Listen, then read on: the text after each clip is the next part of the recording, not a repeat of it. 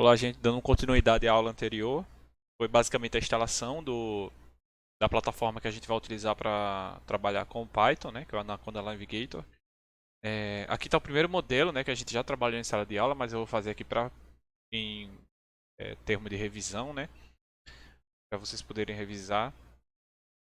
Esse processo aqui é bem simples, a gente tem um fluxo de vazão de entrada em um tanque, que ele tem uma vazão de saída na base, né. Então a gente tem basicamente essa conformação aqui, tá? Um tanque cilíndrico de área transversal e seção transversal, que a gente pode chamar de A, e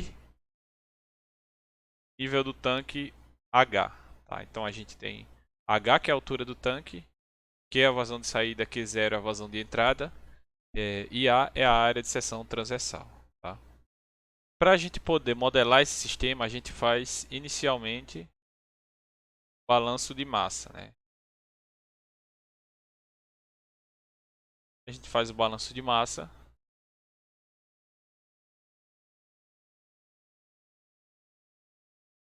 Ainda estou me acostumando com a ferramenta aqui.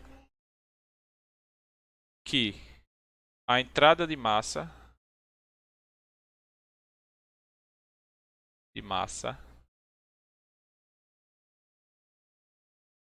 menos a saída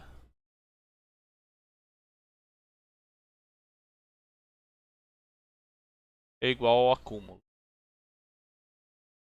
tá? Então, na verdade aqui é a taxa de entrada de massa menos a taxa de saída de massa, ou seja, né, a massa por tempo é igual à taxa de acúmulo de massa, né? Então, se a gente tem uma vazão de entrada menos a vazão de saída, a gente tem quão rápido o volume atual do sistema ele aumenta ou diminui, correto?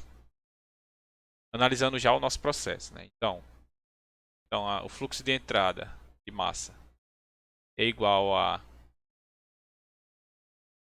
Q0 vezes ρ, correto? Que é a vazão, Q0 é a vazão volumétrica, multiplicado pelo massa específica, a gente tem a vazão mássica, né? Menos ρ vezes Q, ρ de saída vezes Q, que é a vazão de saída, é igual à taxa de variação da massa dentro do meu sistema em relação ao tempo. A massa é basicamente o volume do meu tanque multiplicado por ρ. Então, é a variação diferencial disso em relação ao tempo, tá? Então, eu tenho que a derivada da minha massa em relação ao tempo, ela é influenciada pela vazão mássica de entrada e pela vazão mássica de saída, tá? V eu posso expressar como sendo a área de seção transversal multiplicado pela altura. Então, posso expressar isso de forma mais simples, multiplicando a área de seção transversal vezes a altura. Então, fica ρQ0, ρQ, área de seção transversal, H vezes ρ dt. Tá? Se eu considerar meu ρ constante, ou seja, eu não tenho variação da massa específica de entrada em relação à saída, nem no meu tanque, então eu posso cortar todos os ρs aqui. Inclusive o que está dentro da derivada, certo? Porque o que está dentro da derivada, se for constante, ele sai, então eu posso cortar com o que está aqui fora. Tá? No caso aqui, resumidamente, o que está variando em relação ao tempo é só a altura, né? Nem o ρ, nem a área está variando em relação ao tempo, só a altura. Tá? Então por isso que só a altura fica dentro da derivada também. Então a equação final que a gente tem é vazão volumétrica de entrada menos a vazão volumétrica de saída, dH sobre dt vezes a área de seção transversal. Tá, eu tenho esse modelo e vejam bem, eu tenho vamos supor que eu tenha quem é a minha vazão de entrada e eu quero definir como vai se comportar esse sistema ao longo do tempo. Porém, a vazão de saída eu tenho que fazer alguma consideração para obtê-la ou relacioná-la com a altura. Tá? Eu posso considerar que a vazão de entrada é idêntica à vazão de saída Mas para isso, eu teria que ter uma bomba nesse local aqui. Tá? Uma bomba com um sistema de controle em que a vazão de saída seria igual à vazão de entrada. Tá? Isso nem sempre acontece, nem sempre é possível você ter esse sistema de controle. Certo? A gente pode considerar que a vazão de saída ela é diretamente proporcional à minha altura, meu tanque. Tá? Basicamente é assim, quanto mais líquido eu tenho, se eu tiver só uma tubulação aqui aberta, vocês concordam que quanto maior o nível de líquido aqui, maior vai ser a vazão. Maior o nível de líquido, a coluna de líquido, maior a pressão e maior a vazão de saída. Isso é uma simplificação, tá? Que a gente está fazendo aqui. Para converter essa razão de proporcionalidade em uma razão de igualdade, a gente só multiplica por uma constante R. E agora, esse termo vai ser igual a H se eu tiver uma constante multiplicada. Se a gente isolar o Q aqui, que é o que a gente quer, Q é igual a H sobre R. Tá? Através da consideração que a minha vazão de saída ela é proporcional à minha altura, eu cheguei nela através de uma constante. Tá? E essa constante seria basicamente uma coisa que relaciona a resistência à saída do fluxo. Isso aqui é uma forma de fazer. Tá? Existem outras formas de você considerar essa vazão aqui de saída que eu vou explicar mais à frente na aula, tá? De como fazer isso. Mas por enquanto vamos nos ater a isso, de que a vazão de saída ela é diretamente linearmente proporcional à altura e eu multiplico por uma constante que eu posso definir depois. Fazendo isso e substituindo na nossa equação diferencial, a gente fica com dH dt multiplicado pela área de seção transversal, Q de entrada menos H sobre R.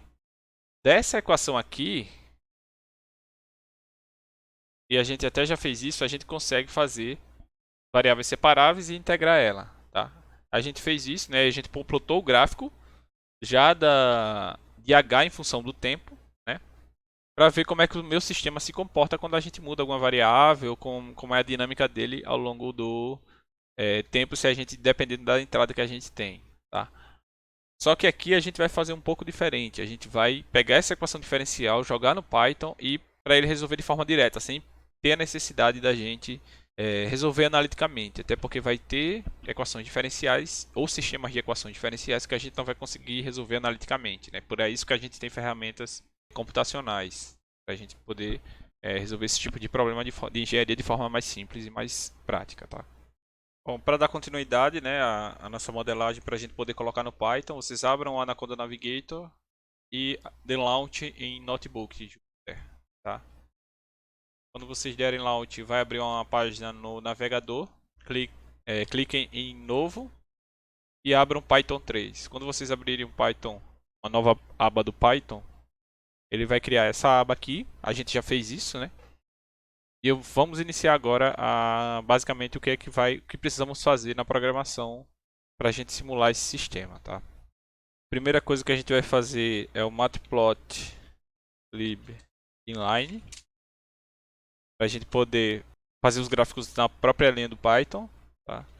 Depois a gente vai importar algumas bibliotecas como a NumPy, que é a biblioteca numérica do Python.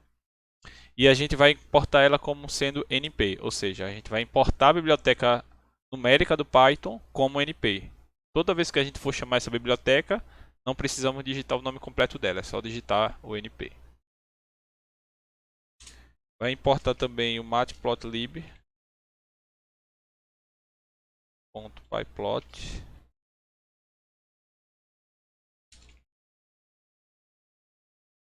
como PLT. Novamente, a gente não precisa escrever todo o nome quando for plotar, se a gente fizer essa parte da linha, tá? E também a gente vai importar a ferramenta de integração do Python, né? Aí, integrate. Dessa biblioteca a gente vai importar o ODInt. Pronto. Aí aqui, esse bloco aqui, a gente não precisa rodar ele toda vez que for atualizar nosso programa, né? Como a gente Se a gente rodar esse bloco só uma vez no run, ele já vai estar gravado na sua memória volátil, né? Então, a menos que você reinicie o computador, ele vai estar toda essa informação vai estar gravada na sua memória RAM do seu computador, tá? Não precisa rodar novamente. Só quando você abrir de novo o programa é que você vai precisar rodar tudo de novo, tá? Caso contrário, não. Tá. Para a gente poder integrar a nossa equação diferencial, primeiro a gente tem que definir quem é a nossa equação diferencial. Então, vamos definir que a EDO do meu tanque, isso aqui em azul é o meu nome, pode ser qualquer coisa, tá? Que tem como variáveis de entrada H e T, a altura e o tempo. Ela é definida como dH dt igual a 1 sobre A. Eu já estou passando, é diferente da equação que a gente já tem lá, né? Eu já passei para outro termo, a área de seção transversal. Q0 menos H dividido por R. Tá? Então essa aqui é a minha equação diferencial. Ou seja, eu passei esse A para baixo, deixei ele em evidência, deixei 1 sobre A em evidência, né? E o resto multiplicando aqui normalmente. Quando eu integrar meu sistema, só explicando aqui o que são essas entradas, quando eu integrar meu sistema, eu vou ter uma equação diferencial de H, né, a altura do meu tanque, em relação à variável tempo, certo? Toda vez que eu defino uma função, eu tenho que dizer que é um valor que ela retorna. Então, ela retorna dH dt. Se eu rodar aqui, ela já vai estar na memória que, quando eu chamar a minha EDO, ela vai voltar com a minha derivada, né? Só que tem um detalhe. Eu não sei quem é A, Q0 nem R. Então eu preciso, antes de rodar, antes de dar continuidade, eu preciso definir quem são essas constantes, tá? Para isso, eu preciso adicionar uma linha antes dessa definição da minha função aqui. Só venho aqui nesse sinalzinho de mais, adiciono uma linha, defino quem são minhas variáveis. No momento, a área de seção transversal é 0,5 metros quadrados. Q de entrada